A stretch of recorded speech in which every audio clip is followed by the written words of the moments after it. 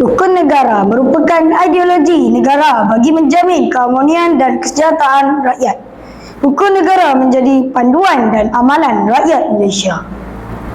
Yang dihormati Tuan Pengerusi Majlis Barisan Hakim yang arif lagi bijaksana, yang sentiasa berpaksikan kepada keadilan, semestinya saudara penjaga masa yang setia dengan adiknya. Seterusnya, rakan seperjuangan yang saya segani, serta hormati sekalian. Assalamualaikum warahmatullahi wabarakatuh. Salam sejahtera, salam Malaysia Madani dan salam ABC. Bidadari saya di sini adalah ingin menyampaikan pidato saya yang bertajuk Rukun Negara sebagai prinsip perpaduan demi kejayaan kestabilan rakyat. Hadirin yang saya hormati, rukun negara adalah sebuah ideologi yang telah menjadi teras panduan dan gagasan kebangsaan Malaysia. Ianya telah dibentuk pada 31 Ogos 1970 oleh Majlis Gerakan Negara, iaitu setahun selepas berlakunya tragedi 13 Mei 1969 yang telah menghancurkan perpaduan dan ketenteraman di dalam negara. Rukun negara dibentuk dengan tujuan utama, iaitu membentuk perpaduan yang kukuh. Prinsip-prinsip yang terkandung dalam rukun negara jelas merupakan kunci kepada keharmonian dan perpaduan kaum demi kejayaan dan kestabilan Malaysia. Keharmonian, perpaduan dan kestabilan Malaysia telah memberikan banyak kesan yang baik kepada rakyat waima negara itu sendiri.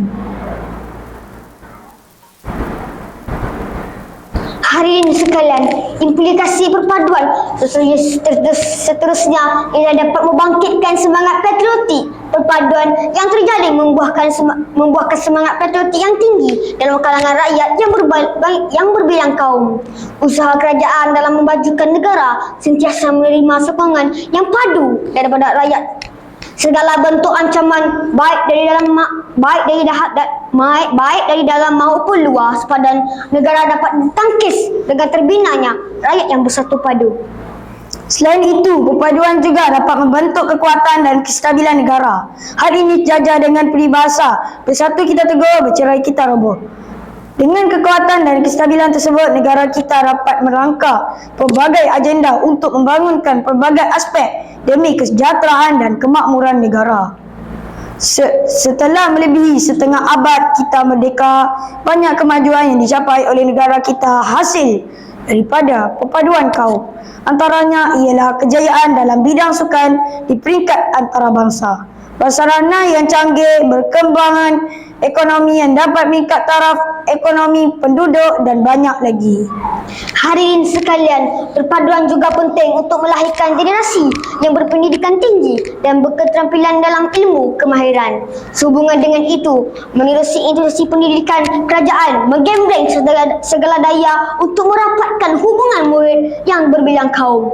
Antaranya menerusi kegiatan kurikulum, rancangan integrasi murid untuk perpaduan remote dan sebagainya. Menerusi program-program tersebut, murid kita mempunyai rasa muhibah yang tinggi, malahan tembok prasangka kaum yang menebal sebelum ini berjaya dipecahkan sedikit demi sedikit. Kerajaan juga memberikan peluang saksama dalam pendidikan menyebabkan tiada rakyat yang terpinggir dalam arus pendidikan negara. Natijahnya, semakin banyak negara ini, khususnya generasi muda yang melanjutkan pengajian tinggi dalam bidang-bidang yang dinikmati oleh mereka. Selepas belajar, mereka boleh bekerja sama ada sektor kerajaan atau swasta untuk memberikan sumbangan yang bermakna kepada kemajuan negara. Hadirin sekalian, perpaduan juga penting untuk mengekalkan kemerdekaan negara kita. Tragedi hitam 13 Mei 1969 menjadi iktibar yang paling berharga kepada rakyat agar menjaga perpaduan demi kesejahteraan dan kemakmuran negara. Kita harus belajar daripada sejarah yang pernah berlaku di Melaka ketika kejatuhan kerajaan tersebut di tangan Portugis pada tahun 1511. Natijah daripada peristiwa ini telah memberi kesedaran bahawa tanpa perpaduan mudah diadu dombakan oleh pihak musuh yang sentiasa memasang perangkap untuk menjatuhkan negara kita. Hadirin sekalian, perpaduan yang utuh dapat menarik kedatangan pelancong asing ke negara kita. Industri pelancongan berkait rapat dengan kestabilan dan keamanan yang terdapat di sesebuah negara. Kedatangan pelancong asing dapat meningkatkan pendapatan pengusaha pelancong. Kita boleh lihat ketika musim cuti sekolah, ramai pelancong sama ada pelancong domestik atau pelancong asing yang membadiri tempat-tempat perairan yang terdapat di Malaysia. Pertukaran wang asing juga berlaku yang boleh meningkatkan pendapatan wang.